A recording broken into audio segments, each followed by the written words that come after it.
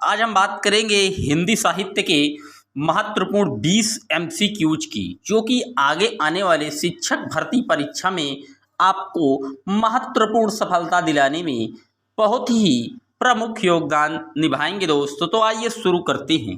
पहला प्रश्न है, हिंदी का प्रथम दैनिक समाचार पत्र कौन सा था? तो जब दैनिक समाचार पत्र की बात आ जाए दोस्त, याद रखिएगा समाचार सुधा वर्षण जो था वो हिंदी का प्रथम दैनिक समाचार पत्र माना जाता है। बात करते हैं अगले प्रश्न की, हिंदी साहित्य की प्रथम रचना कौन थी? तो हिंदी साहित्य की जो प्रथम रचना थी वो पृथ्वीराज रासो थी। याद रखिएगा ए ऑप्शन इसका भी एकदम सही है। बात करते हैं अगले प्रश्न की, प्रथम विश्व हिंदी सम्मेलन कहाँ हुआ था? तो प्रथम जो विश्व हिंदी सम्मेलन हुआ था वो हुआ था नागपुर में। और नागपुर कहाँ पड़ता है? तो नागपुर पड़ता है महाराष्ट्र में, और नागपुर में ही नेरी का जो है हेडक्वार्टर भी है दोस्त, याद रखिएगा। बात करते हैं अगले प्रश्न की, ज्ञानपीठ पुरस्कार से सम्मानित प्रथम हिंदी महिला साहित्यकार कौन थे? तो जो ज्ञानपीठ पुरस्कार से सम्मानित प्रथम हिंदी महिला साहित्यकार हुई वो महादेवी वर्मा थी, याद रखिएगा। बात करते हैं अगले प्रश्न की, हिंदी साहित्य के काल विभाजन व नामकरण का जो श्रेय है वो सबसे पहले किसे जाता है? तो हिंदी साहित्य के जो काल विभाजन का श्रेय है वो जॉर्ज ग्रियर्सन को जाता है। बी ऑप्शन एकदम सही है। बात करते हैं अगले प्रश्न की, हिंदी के प्रथम गीतकार कौन थे? तो हिंदी के प्रथम गीतकार की बात आई है तो आप याद रखिएगा रामविलास शर्मा जी हिंदी के प्रथम गीतकार माने जाते हैं। बात करते हैं अगले प्रश्न की, सुमित्रानंदन पंत जी को सर्वप्रथम ज्ञानपीठ पुरस्कार किस रचना के लिए मिला था? तो ज्ञानपीठ की जब भी बात आए तो याद रखिएगा चिदम्बरा के लिए सुमित्रानंदन पंत जी को ज्ञानपीठ पुरस्कार मिला है।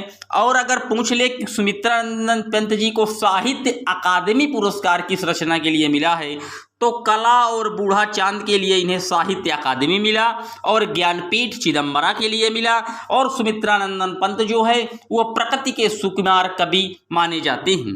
बात करते हैं अगले प्रश्न की, साहित्य अकादमी के प्रथम अध्यक्ष कौन थे? तो जो साहित्य अकादमी था इसके जो प्रथम अध्यक्ष थे वो पंडित जवाहरलाल नेहरू जी थे, जो भारत के प्रथम प्रधानमंत्री भी थे। इनकी एक बुक है हु लिव्स इन डाइज, इस पुस्तक को याद रखिएगा, पूछ लेता है दोस्त। बात करते हैं अगले प्रश्न की, हिंदी के प्रथम कवि कौन थे? तो जो हिंदी के प्रथम कवि हैं वो किन्हें माना जाता है दोस्तों? तो हिंदी के जो प्रथम कवि हैं वो माना जाता है स्वयंभू को, याद रखिएगा।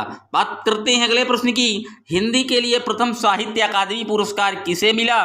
तो जब साहित्य अकादमी अगर पहला पूछ ले कि हिंदी के लिए प्रथम साहित्य अकादमी पुरस्कार किसे मिला, तो वो मिला है माखनलाल चतुर्वेदी जी को, याद रखिएगा। हिंदी के लिए प्रथम साहित्य अकादमी पुरस्कार माखनलाल चतुर्वेदी जी को प्राप्त हुआ है।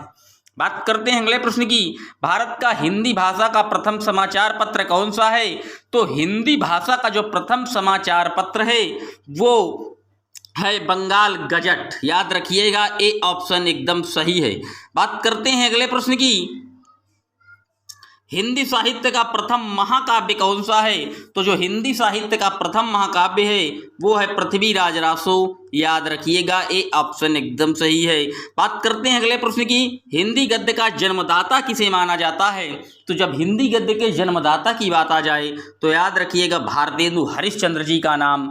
इन्हीं ने सबसे पहले हिंदी गद्य को आगे बढ़ाया था, और भारतेंदु हरिश्चंद्र जी का जो गद्य के क्षेत्र में योगदान है वो दिग दिगंबर तक याद रखा जाएगा, इसीलिए इन्हें हिंदी गद्य का जन्मदाता माना जाता है भारतेंदु हरिश्चंद्र को। इनके कई नाटक हैं, जैसे अंधेर नगरी इनका एक बहुत ही बेहतरीन नाटक है, याद रखिएगा दोस्त। बात करते हैं अगले प्रश्न की, किस काल को स्वर्ण काल कहा गया है? तो भक्ति काल को स्वर्ण काल की संज्ञा दी गई है, बी ऑप्शन एकदम सही है। बात करते हैं अगले प्रश्न की, निम्नलिखित में कौन भक्ति काल के कवि नहीं हैं। तो जो अमीर खुसरो जी हैं ये भक्ति काल के कवि नहीं है, याद रखिएगा, डी ऑप्शन एकदम सही है।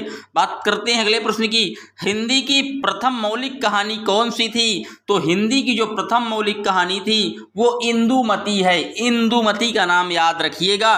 बात करते हैं अगले प्रश्न की, हिंदी व्याकरण के पाणिनि किसे कहा जाता है? तो जो हिंदी व्याकरण के पाणिनि हैं वो किशोरीदास वाजपेयी जी को कहा जाता है, ए ऑप्शन एकदम सही है।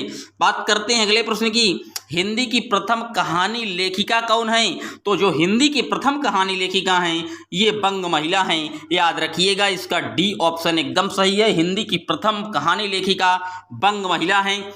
ये प्रश्न आपको कैसे लग रहे हैं कमेंट बॉक्स में जरूर बताइएगा, और हाँ, चैनल को सब्सक्राइब जरूर करें। चलते हैं अगले प्रश्न की ओर, खड़ी बोली गद्य का, खड़ी बोली पद्य का प्रथम प्रयोगकर्ता कौन है? तो जो खड़ी बोली पद्य का जो प्रथम प्रयोग करता है वो बालमणि अम्मा को माना गया है, सी ऑप्शन एकदम सही है। बात करते हैं आज के अंतिम प्रश्न की, प्रकृति के सुकुमार कवि किसे कहा जाता है? तो सुमित्रानंदन पंत जी को प्रकृति का सुकुमार कवि कहा जाता है। दोस्त, ये सीरीज आपको कैसी लगी कमेंट बॉक्स में जरूर बताइएगा, और चैनल को सब्सक्राइब, लाइक और शेयर करना ना भूलें। मिलते हैं एक और वीडियो में, तब तक के लिए जय।